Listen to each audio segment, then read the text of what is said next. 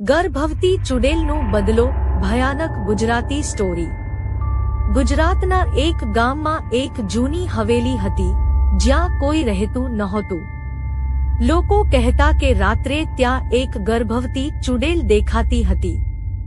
ગામવાળાઓએ ચેતવણી આપી કે કોઈએ પણ એ હવેલી પાસે જવું નહીં, અને વૃંદા નામના દંપતી ત્યાં રહેવા આવ્યા।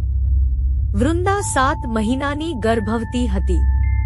એક દિવસ વિજય ગામ બહાર ગયો અને વૃંદા એકલી હતી। રાત્રે 12 વાગ્યે દરવાજો જોરથી બંધ અને ખુલવા લાગ્યો।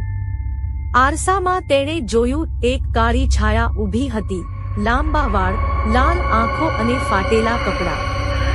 ભયાનક અવાજ, મારા બાળકને મારી નાખશો।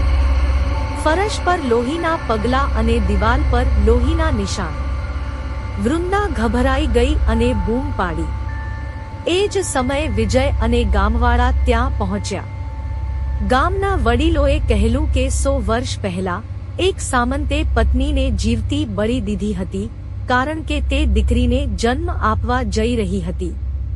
તેના શાપથી તે ચુડેલ બની ગઈ। ગામના સાધુએ હવન કર્યો। ચુડેલ ઝડપથી સામે આવી અને કહ્યું, મારા બાળકને મૃત્યુ મળ્યું, પણ તું જીવતી રહેશે, અને અગ્નિમાં વિલીન થઈ ગઈ। પરંતુ રાત્રે વૃંદાને આજે પણ એક અવાજ સંભળાય છે, મારા બાળકને મારી નાખશો।